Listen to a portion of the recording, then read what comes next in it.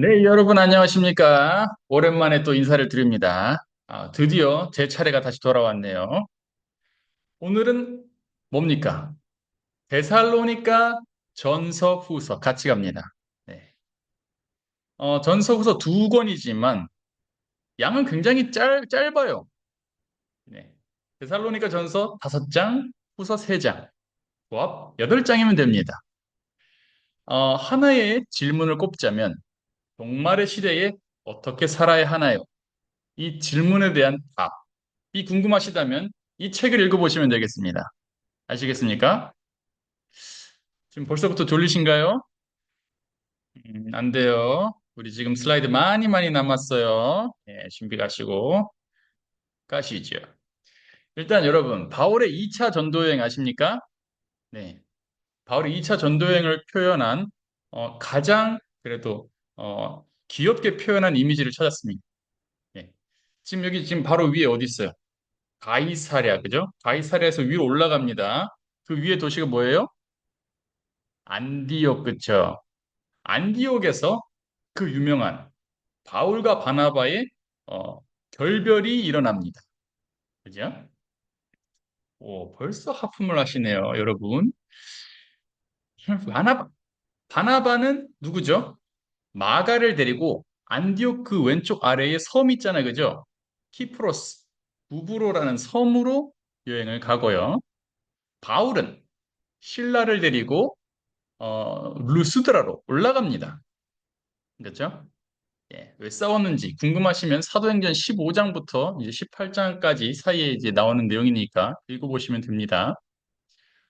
그래서 바울이 신라랑 딱 두 명의 이 팀원이 있었는데 루스드라에서 디모데를 또 픽업합니다. 그럼 지금 몇 명이죠? 세 명이죠. 세 명이 다시 이동을 합니다. 위로 올라가다가 바로 에베소로 가려고 하다가 또 못 가고 또 위에 뭐 다른 데 가려다 못 가요. 드로아를 갑니다. 여기서 환상을 보는 거예요. 환상에서 뭐예요? 마케도니아로 가라는 거예요. 그래서 갔던 곳이 어딥니까? 빌립보입니다. 빌립보에서 예, 바울과 신라가 갇히기도 하고 그 얘기 다 아시죠?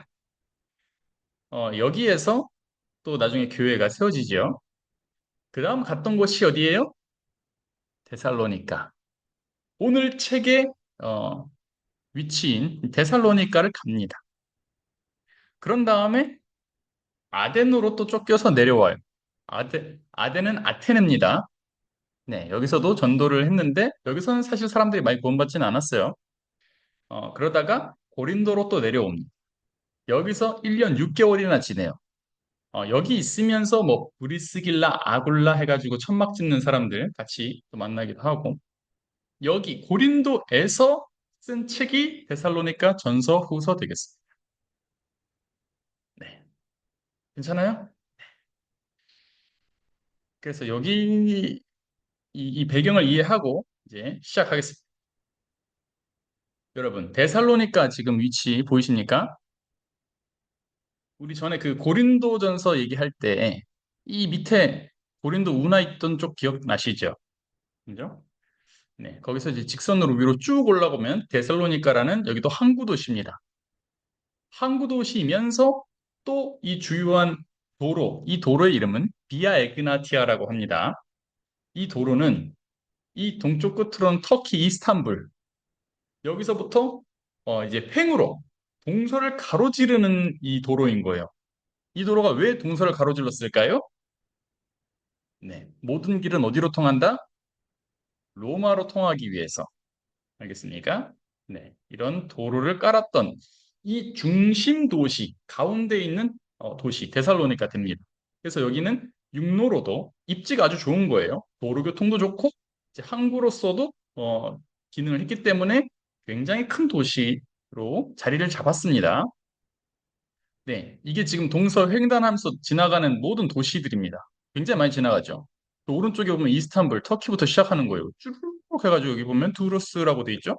그 다음에 바다 타고 건너가지고 뭐 이탈리아로 넘어가면 여기 또 아피아가도라 그래서 로마로 또 직결되는 도로가 있어요. 그러니까 로마로 물자들을 그냥 빨리 이제 갖고 올 수 있는 도로를 만드는 거예요. 거기 한가운데 데살로니키라고 있습니다. 지금 구글 지도에서 검색하면 나와요. 아무튼 그리고 참고로 이 위쪽이 마케도니아 지역, 그리고 아래쪽을 아가야 지역이라고 부릅니다. 이 데살로니카라는 곳에 굉장히 큰 유대인 회당들이 있었습니다. 데살로니카는 위에 있는 마케도니아 당시 이제 로마에 편입된 주였는데 하나의 도시로서 기능을 했어요. 근데 여기서 가장 큰 최대 도시가 마케도니아였어요. 데살로니카였어요. 네. 그래서 이 데살로니카에는 지난번에 얘기했던 고린도처럼 굉장히 많은 또 뭐 상인들 또 퇴역 군인들 큰 도시니까 다 모이게 되겠죠. 그리고 마케도니아에는 이 데살로니카는 우리 그 알렉산더 대왕의 그 스승이 누구였죠? 아리스토텔레스, 그죠? 아리스토텔레스가 막 이 데살로니카 사람이래요. 알겠죠? 그래요. 데살로니카라는 이름 어디서 유래했을까요?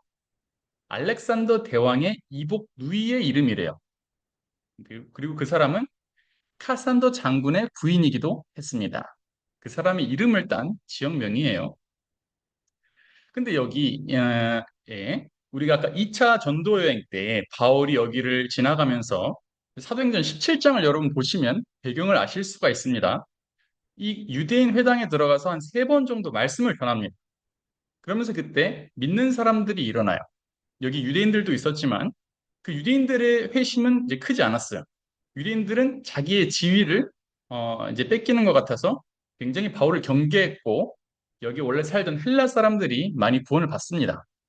근데 이 유대인들이 바울을 시기하다 보니까 바울이 잘 되는 꼴을 못 보겠는 거야. 그래서 이 바울을 핍박합니다. 음, 그래서 데살로니가 바로 밑에 베레아라고 있어요. 여러분 베레아 들어봤죠? 뭐 베레아 사람은 신사적이어서 뭐 날마다 말씀을 뭐 상고하고 이거 들어봤죠? 그 동네로 피신하듯이 도망갑니다. 근데 베레아까지 그 아까 핍박하던 유대인들이 데살로니카에서부터 또 넘어오는 거예요. 가깝잖아요, 그죠? 그래서 바울이 예, 한 번 더 도망갑니다.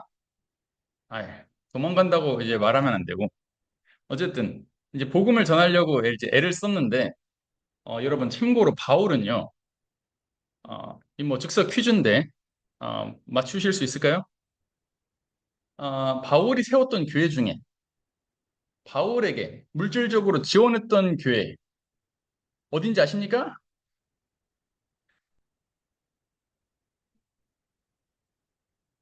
빌립보입니다. 예.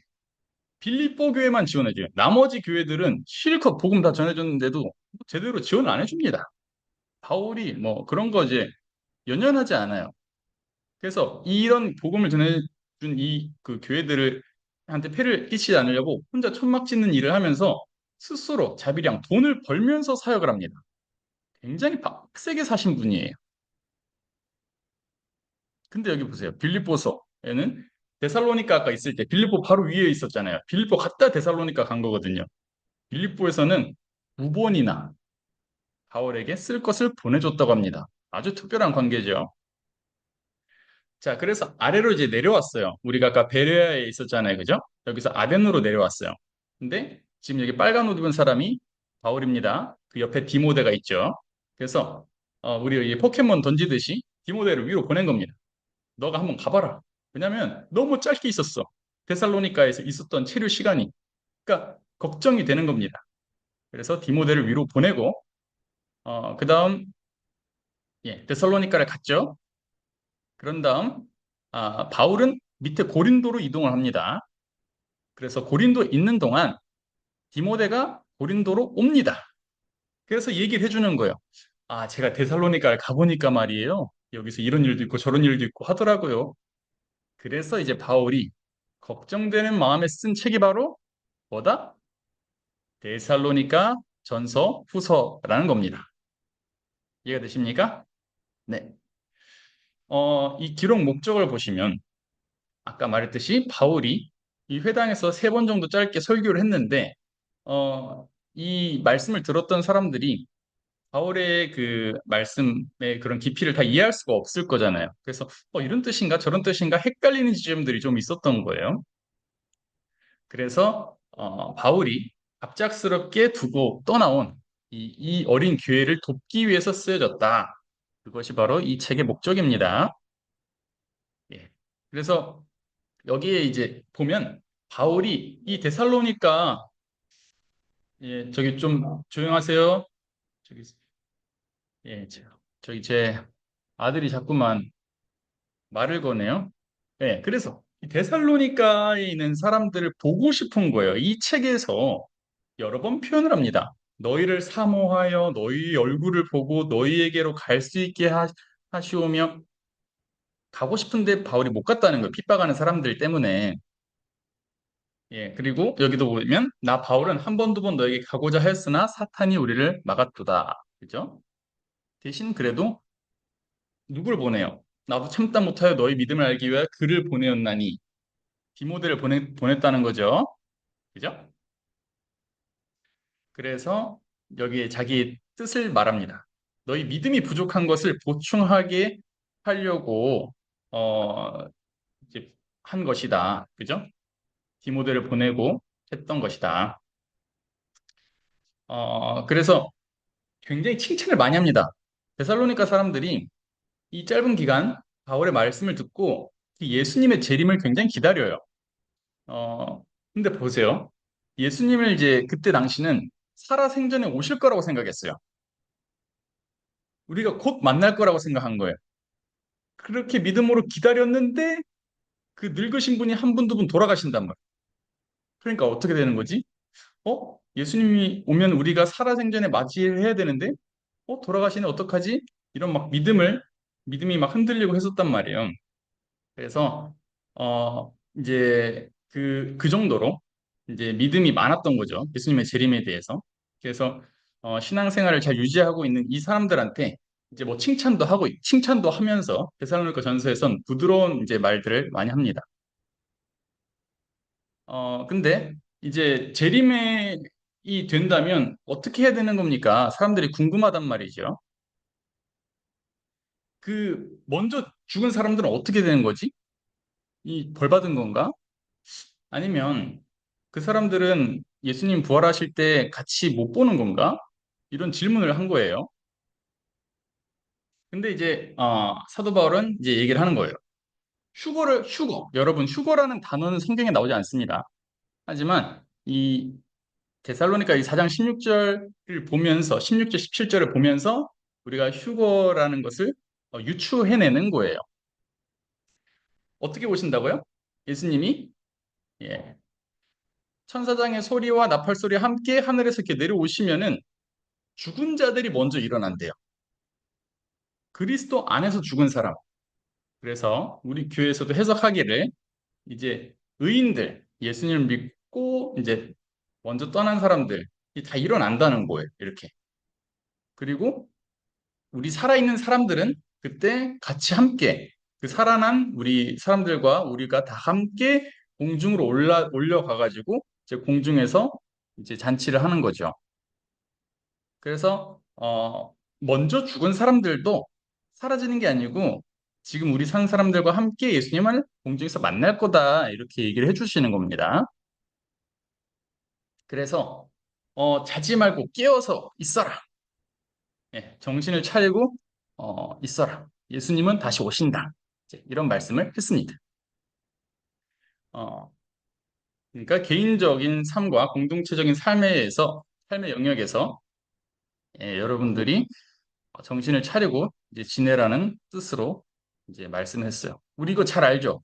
항상 기뻐하라. 쉬지 말고 기도하라. 범사에 감사하라. 이게 바로 데살로니가 전서에 나오는 얘기예요. 이런 맥락에서 얘기를 한 겁니다. 재림에 대해서 불안해하는 사람들에 대해서 신앙생활을 유지하라는 거예요. 걱정하지 말고 지금 먼저 죽는 것에 대해서 걱정할 필요가 없다는 거예요. 그러니까 재림이나 말세에 대해서 궁금하시면 이 책을 읽으시면 됩니다. 이게 첫 번째 편지예요. 데살로니가 전서를 먼저 보냈어요. 근데 이게 정리가 안 된 거예요. 그래서 급하게 책을 하나 더 씁니다. 데살로니가 후서예요. 후서 들어가도 되겠습니까? 여러분, 예, 빨리 끝내겠습니다. 괜찮아요. 데살로니가 후서 뭐예요? 두 번째 책 보세요. 굉장히 짧게 쓰인 거예요. 그러니까 여기서 보세요. 바울이 쓴 많은 책들 중에 초기 서신이에요. 아마도 갈라디아서스를 먼저 썼고, 그 다음에 데살로니가 전서, 그 다음에 후서. 이 데살로니가 전후서는 두 개 쓴 차이가 아마 1년도 안 됐을 거예요. 급하게 다시 썼다는 거예요. 들어보니까 여전히 이 예수님을 믿는 데살로니가 사람들이 핍박을 받고 있는 거예요. 아까 기억나십니까? 바울이 그 유대인들의 핍박을 받아서 데살로니가에서 피신했었던 것처럼 거기에 살고 있는 사람들은 그때 막 고린도랑 마찬가지로 이방 잡신들도 많이 섬기고 다 그리스 문화권이잖아요. 그죠? 막 제우스, 포세이돈 뭐 이런 신들을 막 섬긴단 말이에요. 그러니까 그 사람들이 핍박을 하고 또 유대인들은 유대인들대로 핍박을 하고 유대인과 헬라인은 모두는 핍박을 받는 거예요. 이 그리스도인들이. 그러니까 사람들이 어떻게 생각해요? 아, 핍박이 많아지니까 종말이 다가오고 있구나. 그죠? 이제 거짓 선지자들이 종말론자로 이제 등장하는 거예요. 예수님 오신다. 그럼 여러분 어떻게 해야 됩니까? 그럼 어떻게 해야 되지? 헐? 정말? 그럼 우린 뭐 해? 일 안 해도 되잖아. 그런 지금 예, 생각들이 퍼진 겁니다. 어차피 예수님 오실 건데, 그죠? 뭐하러 일하고, 뭐하러 결혼하고, 애를 왜 낳죠? 네. 그런 지금 사상이 퍼져 있는 거예요. 그래서, 아, 그렇지 않다. 가르치려고 하는 거예요. 하나님의 심판과 상급이 있다. 그리고, 여러분이 겪는 핍박을 이게 이겨내야 된다. 그런 동기부여 하려고 하는 거예요. 워, 이러는 거예요. 여러분, 잠시만요. 이러면서. 어, 만약에 진짜 종말이 온다면 어떤 징조가 있대요. 그게 뭘까요? 여기 데살로니가 후서 2장에 보면은 배교하는 사람들이 일어난대요. 그리고 여기 적그리스도라고 말하는 사람 있죠. 대적하는 자, 자기가 신이라고 하면서 자기를 높이고 하나님의 성전에 앉아갖고 자기를 하나님이라고 내세운대요.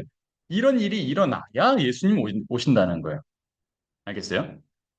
우리가 아까 말한 그런 핍박들이 온다고 예수님 오시는 게 아니다. 이런 확실한 징조, 배교, 또 이런 적그리스도의 출현이 있지 않으면 예수님이 오시는 게 아니다. 그래서 그렇게 빨리 예수님 오시지 않는다. 생업으로 돌아가라, 여러분. 데살로니가 전서는 칭찬이 많습니다. 부드럽게. 예수님 안에서 신앙을 하는 너희들 참 잘하고 있다. 근데 데살로니가 후서에서는 막 크게 뭐라고 합니다. 강하게 야단을 쳐요. 여기 뭐 이렇게 구체적으로 쓰진 않았는데 지금 내가 쓰는 이 편지의 가르침을 따르지 않으면 그런 사람들하고 사귀지도 말라. 강하게 말합니다. 예. 그래서 마지막에 하도 이 거짓 선지자들, 이 막 거짓 책들, 편지들을 써대니까 데살로니가 후서 이제 3장의 마지막에는 이렇게 친필로 문안한다. 진실성을 강조하는 거예요. 진짜 바울 나 자신이 이렇게 쓴 거다. 그래서 다른 데 미혹되지 마라. 종말의 시대라고 해도 여러분들은 꾸준히 자기 삶을 유지하고 살아가야 됩니다. 어, 원래 두 사람이 함께 맷돌 갈다가 한 사람은 가고 한 사람은 남겨지고 뭐 그런 얘기 있잖아요. 그죠? 맷돌은 갈아야 되는 겁니다. 내가 지금 맷돌 가는 사람이다. 그럼 오늘 할 일이 뭐예요? 맷돌을 가는 거예요. 아시겠습니까? 예, 딴 생각하지 말고 우리 옛날 다미 선교회 알죠? 직장 다 때려치우고 그죠? 어차피 뭐 예수님 오시는데 하면서 그렇게 극단적으로 가면 안 됩니다. 그냥 하루하루를 살아가야 됩니다. 바울이 실제로 자기도 이 데살로니가 전서에 읽어보면 그런 표현들이 있어요. 자기도 본을 보였다는 거예요. 그죠? 남한테 손 벌리지 않았어요. 자기도 일을 하면서 자급조족하면서 복음도 전해요. 그러면서 규모 있게 살라고 말을 합니다. 그래서 이 교회를 이루는 이 구성원들이 한 명 한 명이 자기가 주어진 그런 일들 있잖아요. 소명을 가지고 그 열심히 해 나가야 되는 거예요. 그것이 그리스도인의 소명입니다. 그러면서 이제 자기가 속한 곳에서 복음을 나타내고 하나님을 전하는 그런 삶을 살아야 된다는 겁니다. 이렇게 해서 데살로니가 후서까지 끝났습니다, 여러분. 예, 수고하셨습니다. 데살로니가 전서와 후서가 이렇게 막을 내렸습니다. 종말에 대해서 궁금하신 분들 나중에 한번 따로 읽어보시길 바랍니다. 강력 추천합니다. 이상으로 발표 마치겠습니다. 감사합니다.